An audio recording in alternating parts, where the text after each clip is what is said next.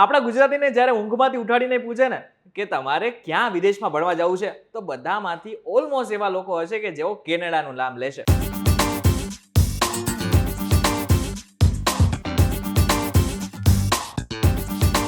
આમ પણ કેનેડા સુંદર અને ઘણી બધી રીતે ફેસિલિટી વાળો દેશ છે.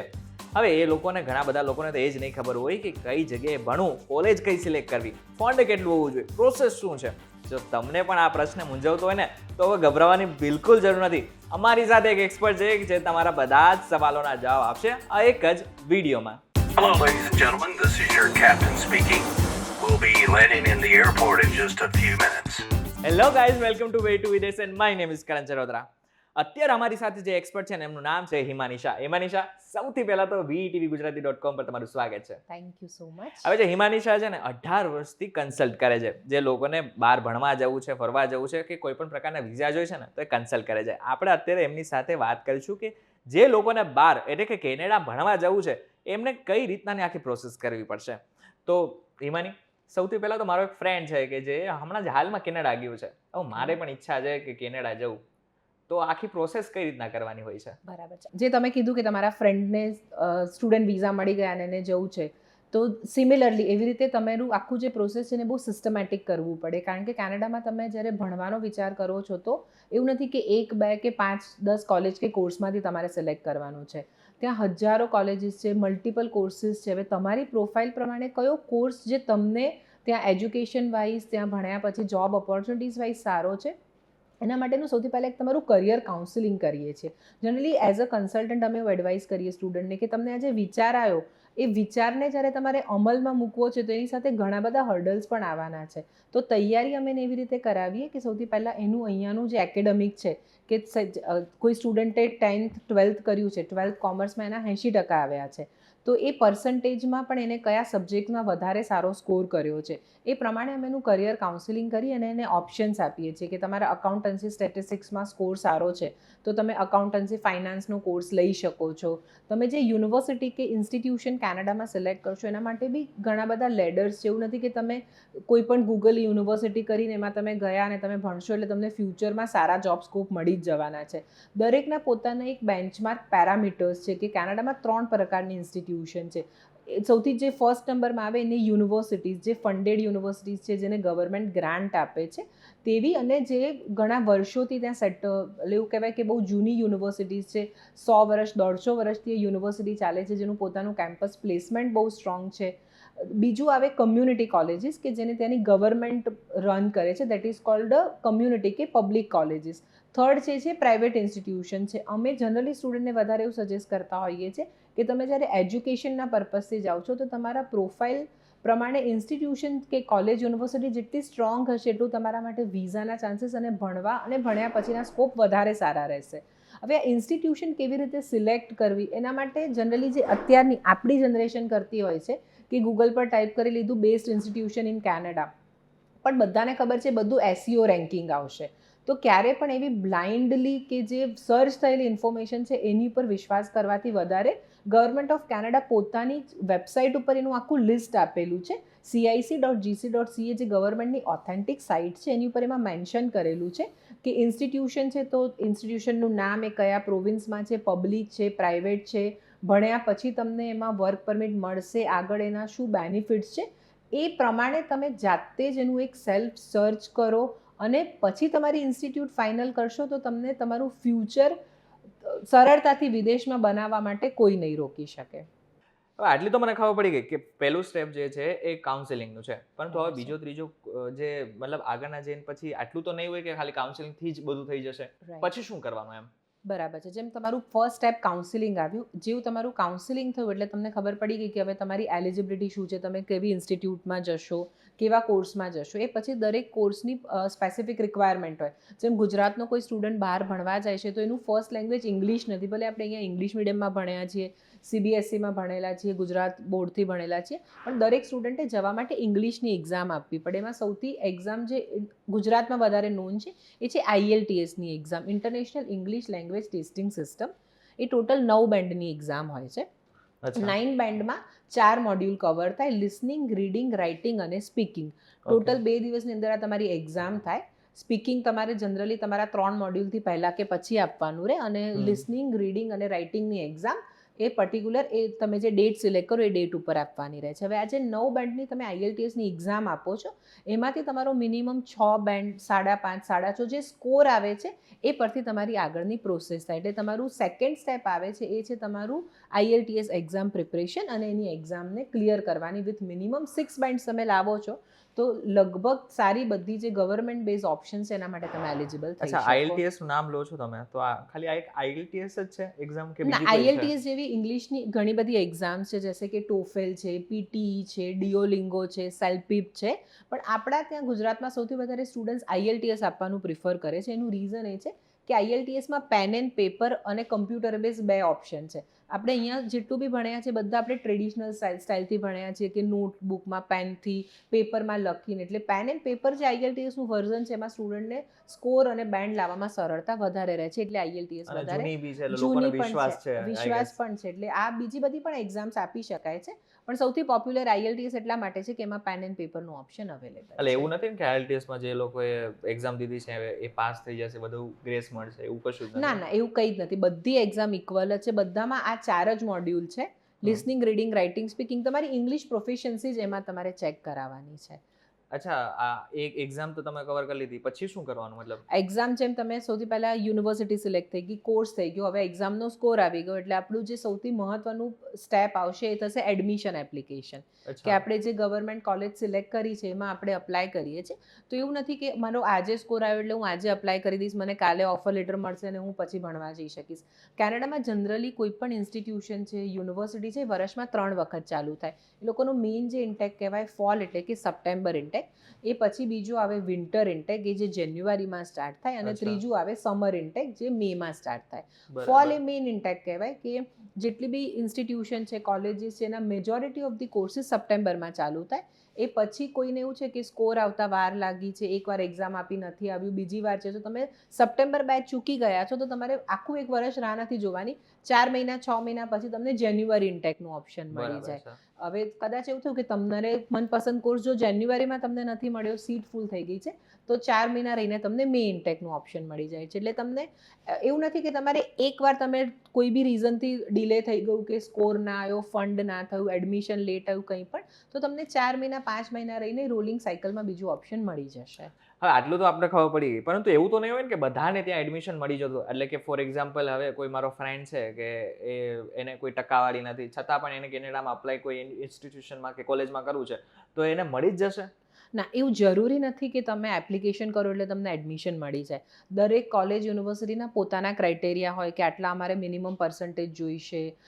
સપોઝ 12 સાયન્સમાં 60% એવરેજ યુનિવર્સિટીને જોઈએ છે, પણ એવું નથી કે તમારો મેથ્સમાં 35% હશે તો આપશે. દરેકનું પોતાનો બેન્ચમાર્ક હોય કે તમારે એન્જિનિયરિંગ કોરમાં જવું છે, તેમાં તમારા મેથેમેટિક્સમાં, ફિઝિક્સમાં આટલો સ્કોર હોવો જોઈએ, કોમર્સના કોઈ કોર્સમાં જવું છે. દરેક યુનિવર્સિટીની પોતાની રિક્વાયરમેન્ટ હોય કે તમે 3 વર્ષની બેચલર ડિગ્રી કરી છે તો અમે મેક્સિમમ આટલી 80 KT કે બેકલોગ ચલાવીશું. 4 વર્ષનું એન્જિનિયરિંગ છે, ફાર્મસી છે, તો આટલું 80 KT કે બેકલોગ ચલાવીશું.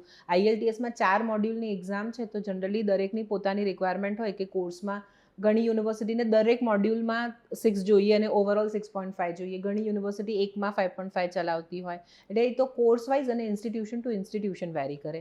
એવું જરૂરી નથી કે જેટલા અપ્લાય કરે એને એડમિશન મળી જાય. અચ્છા, ઘણી વાર એવું છે કે તમે એલિજિબલ પણ થાવ છો, બધા જ ક્રાઇટેરિયા ફૂલફિલ થાય છે, પણ એપ્લિકેશન્સ યુનિવર્સિટી પાસે એટલી બધી વધારે છે કે તમારો જ્યારે ક્યુમાં નંબર આવ્યો હોય પહેલાં કદાચ કોર્સ ફૂલ પણ થઈ ગયો હોય. બરાબર. એટલે મલ્ટિપલ ઓપ્શન્સ એમાં હોય છે કે તમે 1-2-3 યુનિવર્સિટીમાં અપ્લાય કરી શકો છો. જેટલી યુનિવર્સિટી તમે વધારે હશે એટલું તમારા માટે એડમિશનના ચાન્સીસ વધારે સ્ટ્રોંગ રહેશે. અચ્છા, મને એડમિશન મળી ગયું, ચલો માની લો કે મેં અપ્લાય કર્યું, એક્ઝામ IELTS ને આપી દીધી, મને એડમિશન સ્કોર આવી ગયો. સ્કોર બી આવી ગયો. હવે પણ પછી શું કરવાનું? કારણ કે ઘણા બધા લોકોને એના પછીની વસ્તુ જ નથી ખબર હોતી. જે સૌથી ઇમ્પોર્ટન્ટ છે કે પહેલાં આપણું કરિયર કાઉન્સિલિંગ થયું, એટલે આપણે ક્યાં જવું છે, કયા પ્રોવિન્સ, કઈ કોલેજ, કઈ યુનિવર્સિટી, એ ક્લિયર થઈ ગયું. એની રિક્વાયરમેન્ટમાં જે બી હતું IELTS કે જે પણ બીજી પર્સન્ટેજ રિક્વાયરમેન્ટ એ આપણે ક્લિયર થયું. એડમિશન આવી ગયું. હવે જે તમારું એકચ્યુઅલ મહત્ત્વની વિઝા જર્ની જે ચાલુ થાય છે, એડમિશન પછી ચાલુ થશે. કેનેડામાં એવું છે કે તમારું એડમિશન આવી ગયું, ઓફર લેટરની અંદર એ લોકોએ સ્પેસિફિક તમારો 1 વર્ષનો એક્સપેન્સ મેન્શન કર્યો હોય. કે for an example computer engineering bachelor ડિગ્રીનો ઓફર લેટર છે એક યુનિવર્સિટીનો, એની 1 વર્ષની ફીસ છે $18,000 કેનેડિયન ડોલર. તો એમાં એ લોકોએ ડેડલાઇન આપેલી છે કે તમારે આ તારીખ સુધીમાં અમને ફીસ ભરવાની અને તમારું એડમિશન કન્ફર્મ કરવાનું રહેશે. ઓકે. તો સ્ટુડન્ટે એના જે બી પેમેન્ટ ક્રાઇટેરિયા છે એ પ્રમાણે એ ફીસ ભરવાની રહેશે. એ પછી એનું એડમિશન જે તે યુનિવર્સિટીમાં સિક્યોર થશે. એટલે સૌથી પહેલાં તમારું એડમિશન સિક્યોર થશે, એના બેઝ ઉપર તમારી આગળની વિઝા પ્રોસેસ થશે. હવે કેનેડામાં ખાલી એવું નથી કે યુનિવર્સિટીની કે કોલેજની ફી ભરીને આપણે વિઝા અપ્લાય કરી શકીશું.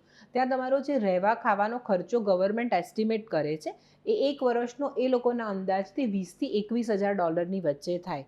એના માટે ત્યાં ગવર્મેન્ટની એક પોલિસી છે that is called GIC, guaranteed investment certificate કરીને તમારે ત્યાં બેંકમાં તમારું ત્યાં એ લોકોએ 6-7 બેંક નક્કી કરેલી છે જેમાં તમારું ઇન્ડિયામાં બેસીને બેંક એકાઉન્ટ ઓપન કરાવવાનું છે. એ એડમિશન લેટર આવે પછી થઈ શકે. એ તમારું બેંક એકાઉન્ટ ઓપન થશે. તમારા એટલે સ્પેસિફિકલી જે સ્ટુડન્ટ છે એના પોતાના નામનું બેંક એકાઉન્ટ ઓપન થાય. એની અંદર એને એ લોકોનો જે બી અમાઉન્ટ નક્કી કરેલી છે જે અત્યારે $20,865 છે એ પે કરવાની રહે. એ પૈસા પે કરે એટલે સ્ટુડન્ટને GIC સર્ટિફિકેટ મળશે જેમાં ફી ભરી સિમિલરલી એનો રહેવા ખાવાનો ખર્ચો જેને GICના ફોર્મમાં એ લોકો ગવર્મેન્ટ તમારી પાસે એડવાન્સ ડિપોઝિટ લે છે એ પણ સ્ટુડન્ટે પે કરવું ફરજિયાત છે. આ બે પેમેન્ટ થશે. એઝ વેલ એઝ એક પ્રી મેડિકલ કરીને પ્રોસેસ છે કે તમારું બેઝિક બોડી ચેકઅપ મેડિકલનું થાય છે કે તમને એવો કોઈ ડિસીઝ નથી ને કે ત્યાં જઈને બીજા કોઈને એ તકલીફ કે કોઈ ઇફેક્ટ કરી શકે. એ કે સપોઝ કોઈને TB છે તો એ વન કાઇન્ડ ઓફ અ ચેપી રોગ કહેવાય કે જે તમે બીજામાં સ્પ્રેડ કરી શકો. તો એવી રીતનું તમારે ગુજરાતમાં એ લોકોએ ડેઝિગ્નેટેડ ડોક્ટર્સ નક્કી કરેલા છે. ત્યાંથી એ મેડિકલ તમારે ક્લિયરન્સનો રિપોર્ટ લેવાનો રહે. એને મેડિકલ કહેવાય વિઝાની લેંગ્વેજમાં. આ 3 સૌથી મહત્વના ડોક્યુમેન્ટ છે તમારી વિઝા ફાઇલ માટે. આ ત્રણેય આવી જાય એ પછી અમે ઓનલાઈન વિઝા એપ્લિકેશન કરીએ. અચ્છા, આ તો સમજી ગયું, પણ ફોર એક્ઝામ્પલ માની લો કે મેં ફી ભરી દીધી, કારણ કે જ્યારે એપ્લિકેશન કરી છે ત્યારે ફી ભરવાની જ છે, રાઈટ? યસ. પરંતુ હવે એવું થયું કે મેડિકલનું જ્યારે મેં સર્ટિફિકેટ કરાવવા ગયું ત્યારે કોઈ એવું ડિસીઝ મારા સામે આવ્યો કે જેના લીધે હવે મને ત્યાં નથી મળી રહ્યું, તો એ પૈસા મને પાછા મળશે ખરા? હા, તમારું એવું કોઈ જેન્યુઇન રીઝન છે કે સપોઝ એવો કોઈ ડિસીઝ છે તો તમને જે તમે હોસ્પિટલથી મેડિકલ કરાવ્યું છે હોસ્પિટલ જ તમને બીજા ટેસ્ટ જે કરાવવાના છે એની જે પ્રોસેસ છે એના માટે ગાઈડ કરશે કે તમારે આ ટેસ્ટ કરાવીને 2 વીક 3 વીક રાહ જોવી પડશે, પછી અમે તમારો ફરીથી મેડિકલ કરીશું. એ ક્લિયર થશે તો અમે આગળ ગવર્મેન્ટમાં તમારી ફાઇલિંગ માટે પ્રોસેસ કરાવીશું. અને એના માટે જે બી છે અહીંયાની એ લોકોની ડેઝિગ્નેટેડ ડોક્ટર્સ જે છે ગુજરાતમાં 2 હોસ્પિટલ છે ત્યાંથી જ તમારે ટેસ્ટ કરાવવાના રહેશે. એટલે આના રિલેટેડ જે પણ તમારે કંઈ પણ એવું છે કે મેડિકલ ફરી કરાવવું પડ્યું તો હોસ્પિટલ બહુ સારી રીતે તમને બધી જ પ્રોસેસ કરી આપે છે. હવે આ સ્ટેપ બાય સ્ટેપ આટલી તો ખબર પડી ગઈ કે એડમિશન ક્યાં સુધી ને કેવી રીતના બધી પ્રોસેસ શું છે. હવે વારી આવે છે વિઝા માટે અપ્લાય કરવાની. તો વિઝા માટે જ્યારે અપ્લાય કરતા હોય સ્ટુડન્ટ વિઝા માટે ત્યારે હવે શું પ્રોસેસ કરવાની આવે છે? જેમ આપણે કરિયર કાઉન્સેલિંગ કર્યું, એડમિશન લીધું, IELTS આવી ગઈ, કોલેજની ફી, GIC, જેના બધા જ રિક્વાયર્ડ આપણા સ્ટેપ્સ હતા એ ક્લિયર થઈ ગયા. હવે ફાઇનલ સ્ટેપ છે જે વિઝા એપ્લિકેશન. કેનેડાની student visa application completely online કરવાની છે. ગવર્મેન્ટનું ઓનલાઈન એપ્લિકેશન પોર્ટલ છે. તમારે પર્સનલી કશે જ નથી જવાનું. બધા ડોક્યુમેન્ટને પ્રોપર તમારે સ્કેન, ક્લેરિટી એકદમ હોય એવી રીતે હાઈ રિઝોલ્યુશન પર સ્કેન કરી એના પોર્ટલ ઉપર જ અપલોડ કરવાના છે. વિઝા ફીસ, બાયોમેટ્રિક ફીસ બધું ઓનલાઈન જ પે થશે. કોઈ પણ પ્રકારના ક્રેડિટ કાર્ડ, UPI થ્રુ તમે પેમેન્ટ કરી શકો છો. એ પછી તમારી વિઝા ફાઇલ સબમિટ થશે. 2 થી 3 દિવસની અંદર ગવર્મેન્ટ તમને સામેથી એક લેટર મોકલે છે કે હવે તમે બાયોમેટ્રિક એટલે કે ફિંગરપ્રિન્ટ માટે અમારા સેન્ટર ઉપર તમારે આવવાનું રહેશે. એ લેટર આવી જાય પછી એ લોકોની બીજી એક ફેસિલિટી બી છે સેન્ટરની કે એમાં તમે SMS થી કે તમે ઓનલાઈન એપ્લિકેશન લેવાની છે બાયોમેટ્રિક કરાવવા માટે. એ બાયોમેટ્રિક કરાવો એ પછી તમારું ઓટોમેટિક તમારી સિસ્ટમમાં તમારા વિઝા એપ્લિકેશનમાં તમને બાયોમેટ્રિક ક્લિયર થઈ ગયું. તમારું મેડિકલ ડોક્યુમેન્ટેશન પ્રોસેસ તમે જાતે જ આખું સર્ચ કરી ચેક કરી શકો છો. એના માટે તમારે કોઈ જગ્યાએ પર્સનલી જવાનું, કોઈ જગ્યાએ ઓરિજિનલ ડોક્યુમેન્ટ આપવાના, કોઈ જ પ્રકારની એડિશનલ પ્રોસેસ નથી કરવાની રહેતી. બધું જ કમ્પ્લીટ ડિજિટલાઇઝેશન ઓનલાઈન જ થઈ જશે. એટલે આ વસ્તુ ધ્યાન રાખવા જેવી છે કે જ્યારે આપણે સ્ટુડન્ટ વિઝા માટે અપ્લાય કરતા હોય અને એ પાછું ખાસ કરીને કેનેડામાં, તો કોઈ જ બીજા કોઈ પાસે નથી જવાનું, તમારે ઓનલાઈન જ આ બધી વસ્તુ પ્રોસેસ કરવાનું છે. નહીં તો કેવું થશે કે આ તમારી સાથે સ્કેમ મોટો થઈ શકે છે. આપણા ભારત અને ગુજરાતમાં જે સંખ્યા છે સ્કેમ થવા ઉપર અને જે વિઝા ઉપર સ્કેમ થવાની સંખ્યા જે છે એમાં દર વર્ષે વધારો થતો હોય છે. 2023 અને 2024ના જે આંકડા છે એ ખરેખર ચોંકાવનારા છે. એટલા માટે થઈને આગળના સમયમાં જ્યારે તમે કેનેડા માટે સ્ટુડન્ટ વિઝા માટે અપ્લાય કરતા હોય ત્યારે આ વસ્તુનું ખાસ ધ્યાન રાખજો. આના પછીનો ક્વેશ્ચન હું એમ પૂછી લઈશ કે તમને કે હવે મને ખબર પડી ગઈ કે હવે મારા વિઝા આવી ગયા છે, તો હવે વિઝા લઈને હું કેનેડા તો પહોંચી જઈશ, પરંતુ એ વચ્ચે જે ગેપ આવે છે એટલે કે મને વિઝા મળે અને મારે જ્યારે પહોંચવાનું છે ત્યાં એ વચ્ચે કેટલો ગેપ હોય છે અને ક્યાં સુધીમાં મારે કેનેડા પહોંચી જવું પડે? હવે એ વચ્ચે કેટલો ગેપ મળશે તો તમે કેટલું વહેલા એપ્લિકેશન ચાલુ કરેલી છે. જનરલી હું સજેસ્ટ કરતી હોઉં છું પર્સનલી મારા દરેક સ્ટુડન્ટ્સને કે તમારી કોલેજ ચાલુ થતી હોય એના એટલીસ્ટ 15-20 દિવસ પહેલાં તમે જાઓ. નવી કન્ટ્રી છે એટલે તમે ત્યાં થોડા સેટલ થશો. અહીંયા કરતાં ત્યાંનું એટમોસ્ફિયર, લાઈફસ્ટાઈલ, ત્યાંનું કલ્ચર બધું અલગ છે. એટલે એટલીસ્ટ તમે 2 થી 3 વીક વહેલાં જશો તો ત્યાં તમે થોડા એડજસ્ટ થઈ ગયા હશો. તમારું જ્યાં અકોમોડેશન છે ત્યાંથી તમારી યુનિવર્સિટી કોલેજ કેટલી દૂર છે, એનું પબ્લિક ટ્રાન્સપોર્ટેશન કેવી રીતે લેવાનું, એ બધી જે તમારા જે રેગ્યુલર હર્ડલ્સ છે એને તમને સેટલ થવા માટેનો થોડો વચ્ચે બ્રીધિંગ ટાઈમ મળશે. જનરલી કોઈ સ્ટુડન્ટને સપ્ટેમ્બરમાં જવું છે તો એને અમે એવું સજેસ્ટ કરીએ કે તમે એટલીસ્ટ જાન્યુઆરી-ફેબ્રુઆરી સુધીમાં પ્રોસેસ ચાલુ કરો. એટલે તમારું IELTS બધને વિઝાને ક્લિયર થતાં તમે મે-જૂન સુધીમાં ફ્રી થઈ જાઓ તો તમને જુલાઈ-ઓગસ્ટ પ્રિપેર કરવા મળે. ઓગસ્ટ એન્ડમાં જાઓ, સપ્ટેમ્બર સ્ટાર્ટિંગમાં તમારી કોલેજ ચાલુ થતી હોય. સેમ વે કોઈને જાન્યુઆરીમાં જવાનું પ્લાન કરવું છે તો અત્યારે એના માટે રાઈટ ટાઈમ છે કે ઓગસ્ટ જુલાઈમાં એ સ્ટાર્ટ કરે છે તો એની પાસે નવેમ્બર ડિસેમ્બર એટલે ક્રિસમસ પહેલાં વિઝા ક્લિયર થઈ ગયા હોય તો ક્રિસમસ ટાઈમ પર ઘણીવાર વિઝા આવતા વાર લાગતી હોય છે. એ બધા જે તમારા પ્રેક્ટિકલ ઇશ્યુઝ હોય એ પહેલાં તમારી બધું સિક્યોરિટી વિઝાની આવી ગઈ પણ હોય. એવું કંઈક લિમિટ તો હોતી હશે ને કે આનાથી વધારે તમે મતલબ રહી નહીં શકો ભારતમાં, પણ તમારે કેનેડા પહોંચવું જ પડશે એમ? ના, એવું કંઈ નથી. તમે જ્યારે સ્ટુડન્ટ વિઝા પર અપ્લાય કર્યું છે તો તમે તો અહીંયાના લાઈક સિટીઝન છો એટલે અમારે એવું કંઈ જ નથી. પણ ત્યાંનો રૂલ ન કહી શકાય પણ જનરલ પ્રેક્ટિસમાં લાઈક જે બી ઓથેન્ટિક કરે છે એવું સજેસ્ટ કરતા હોય સ્ટુડન્ટને કે કોલેજ ચાલુ થતી હોય એટલીસ્ટ એના 1 વીક પહેલાં તો મિનિમમ જવાનું એટલે તમે ત્યાં થોડા સેટલ થઈ શકો. એવું કંઈ જ નથી કે તમે આ ડેટ સુધીમાં તમારે આવી જવું. ઘણા સ્ટુડન્ટને એન્ડ ટાઈમ પર વિઝા આવે તો કદાચ આજે વિઝા આવે છે સવારે ને એને સાંજે ફ્લાય કરવું પડે કારણ કે 2 દિવસ રહીને પણ કોલેજ ચાલુ થતી હોય. એટલે જેટલું વહેલું તમે પ્રોસેસ કરશો એમાં શું થશે તમને બેનિફિટ કે તમારે લાસ્ટ મિનિટ પર કોઈ પ્રિપરેશનમાં ટેન્શન નહીં લેવું પડે. ઘણી બધી વાર એવું થાય કે આજે વિઝા આવ્યા અને 2 દિવસ રહીને જવાનું છે તો જે જનરલ ટિકિટ 60-70 હજાર રૂપિયાની છે તમને ટિકિટના 1.5-2 લાખ રૂપિયા ખર્ચવા પડે. એટલે તમારા નાના જુઓ તો તમારા એક્સપેન્સીસ તમારું પોતાનું જ બોધરેશન બર્ડન એટલું વધતું જાય. અચ્છા, આમ બીજી વસ્તુ જોવા જઈએ તો આમ કેનેડાને બીજું ગુજરાતીનું ઘર અને પંજાબીઓનું ઘર કહેવાતું હોય છે કારણ કે એટલા મોટા પ્રમાણમાં ત્યાં લોકો પંજાબીઓ અને ગુજરાતીઓ હોય છે. હવે મોટા ભાગના જેટલા બી લોકો ત્યાં ભણવા જતા હોય છે ને એમનો એક જ મોટિવ હોય છે કે ડોલરમાં કેવી રીતના પૈસા કમાવા. હવે નો ડાઉટ કે અત્યારે કેનેડા ઘણું રીતે સારું છે ખાસ કરીને ગુજરાતીઓ માટે, પરંતુ હવે ત્યાં ભણતા કઈ પ્રકારની નોકરીઓ મળશે અને મળશે ખરા એ ક્વેશ્ચન બધાને હોય છે. જો નોકરી મળશે પણ એવું નથી કે તમે જશો એટલે તમારી સામે 5-10 જોબ તૈયાર છે. તમારે સ્ટ્રગલ કરવું પડશે અને સૌથી પહેલાં પ્રિપેર થઈને જાઓ કે તમને કોઈ સોફિસ્ટિકેટેડ વ્હાઇટ કોલર જોબ નથી મળવાની. જ્યારે ભણો છો ત્યારે તમને જે જોબ મળશે તમારા ખાલી રૂટીન પોકેટ મની આપણે જેને કહીએ એ એક્સપેન્સીસ રિકવર કરવા માટે છે. માઇટ બી તમે કોઈ ગ્રોસરી સ્ટોરમાં કામ કરો છો, કોઈ ઉબર ડ્રાઈવ કરતું હોય છે એની પાસે લાઇસન્સ લઈને ત્યાંનું, કોઈ પિઝા સ્ટોરમાં ડિલિવરી આપે છે, કોઈ કેશિયર છે, કોઈ જગ્યાએ ક્લિનિંગ એજન્સીમાં કામ કરતું હોય છે, કોઈ સબવેમાં કામ કરે છે. આવી જ બધી જે અનસ્કિલ્ડ આપણે બેઝિક જે જોબ કહીએ તે જ મળશે. એટલે અહીંયાથી જતાં દરેક સ્ટુડન્ટે મેન્ટલી એટલું પ્રિપેર થવાનું છે કે ત્યાં જઈને જેટલું પણ કામ છે બધું જ જાતે કરવું પડશે.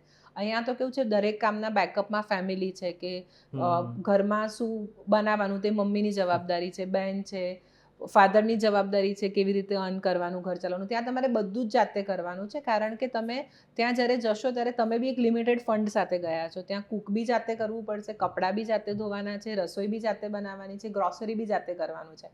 એટલે આ સાથે તમારે જોબ બી કરવી છે તો બધું મેન્ટલી પ્રિપેર થઈને જવાનું છે. પણ આ બી કેવો છે બહુ શું કહેવાય એક્સપિરિયન્સ આપે એવો ફેઝ છે કે 2 વર્ષ આ સ્ટ્રગલ કરશો તો ફ્યુચર તમને ડેફિનેટલી સારા એજ્યુકેશન સારી ઇન્સ્ટિટ્યૂટમાંથી ભણ્યા છો તો સારી જોબ સાથે સારું મળી જ રહેવાનું છે. એટલે આ વસ્તુ બી ત્યાં ખાસ ધ્યાન રાખવા જેવી છે કે તમને એમ લાગતું હોય કે કેનેડામાં જઈને તમે ભણવા લાગશો એની સાથે તમને કોઈ વ્હાઇટ કોલર જોબ મળી જશે સાઈડમાં, તો એવું નથી થવાનું. તમારે થોડીક મહેનત તો ત્યાં જઈને પણ કરવાની જ છે.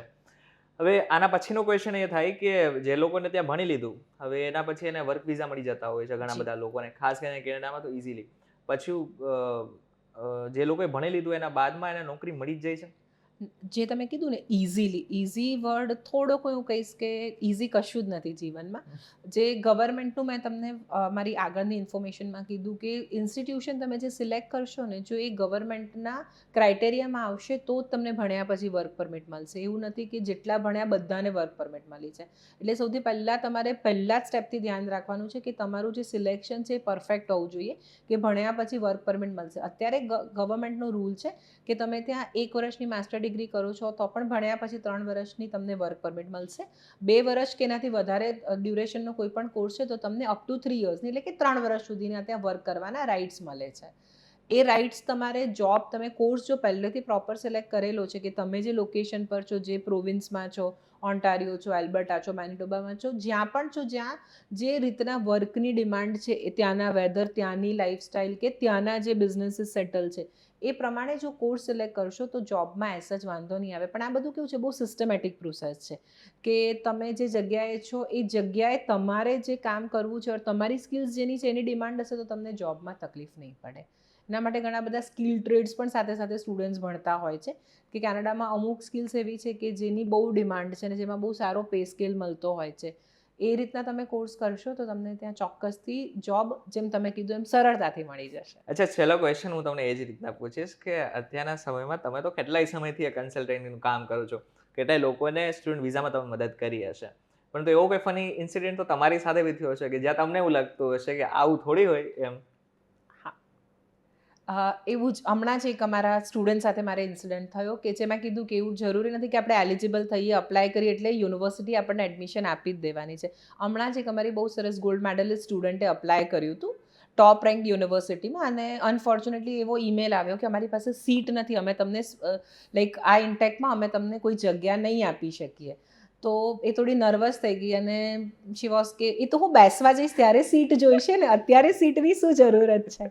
એટલે પછી અમારે એને સમજાવવું પડ્યું કે બેટા સીટ એટલે કે તે લોકો તને એડમિશન નહીં આપે. અહીંયા કોઈ આપણે એવી કોઈ ખુરશીની વાત નથી કે ઘરેથી લઈ જઈને આપણે ત્યાં બેસી જઈશું ને આપણી જગ્યા થઈ જશે. સાચી વાત છે. Most funny incident. સાચી વાત છે. ઘણી બધી વખત આપણને કેનેડા જવાનો એટલો બધો ઘેલા થઈ જાય આપણે કે આપણે એકચ્યુઅલમાં જે વસ્તુ છે એ સમજાતી નથી હોતી. પરંતુ અત્યારે તમને સમજાઈ ગઈ હશે કે કેનેડા જો તમારે ભણવા જવું છે ને તો કઈ કઈ વસ્તુ તમારે ધ્યાનમાં રાખવાની છે, કેવી રીતના યુનિવર્સિટી સિલેક્ટ કરવાની છે, પ્રોસેસ શું કરવાની છે, ફંડ કેટલો જોઈશે, આ બધી જ વસ્તુઓ તમને ખબર પડી જ ગઈ છે. તો હિમાનિશા, સૌથી પહેલાં તો VTVGujarati.com સાથે જોડાવા બદલ તમારો ખૂબ ખૂબ આભાર. ત્યારે તમને ખબર પડી ગઈ હશે કે તમારે હવે આખી પ્રોસેસ કેવી રીતના કરવાની છે. હવે તમારે અહીંયા સુધી ઊભું નથી રહેવાનું. અહીંયા આ વિડીયો તમારે મેક્સિમમ લોકો સુધી પહોંચાડી દેવાનો છે, જેથી એ લોકોને જો આગળ જઈને કેનેડા જવું હોય ને તો એમને પણ મદદ થઈ શકે. આ વિડીયો તમને કેવો લાગ્યો અમને કોમેન્ટ કરીને ચોક્કસથી કહેજો. આવા જ ઇન્ફોર્મેટિવ વિડીયોઝ માટે VTVGujarati.com સાથે જોડા રહેજો. અને હા, એક મહત્વની હતી, અમારી એક એપ્લિકેશન પણ છે કે જેમાં તાજેતરના બધા જ અપડેટ આપતા રહેતા હોય છે, જેની જે એપ સ્ટોરમાં પણ અવેલેબલ છે અને પ્લે સ્ટોરમાં પણ અવેલેબલ છે. એની લિંક મેં ડિસ્ક્રિપ્શનમાં આપેલી છે, તેથી તમે ડાયરેક્ટ અમારી વોટ્સઅપ ચેનલ અને એની સાથે અમારી એપ્લિકેશન ડાઉનલોડ કરી શકશો. ફરી મળીશું એક નવા વિડીયો સાથે, એક નવા કોન્સેપ્ટ સાથે. ત્યાં સુધી મને રજા આપો. નમસ્કાર.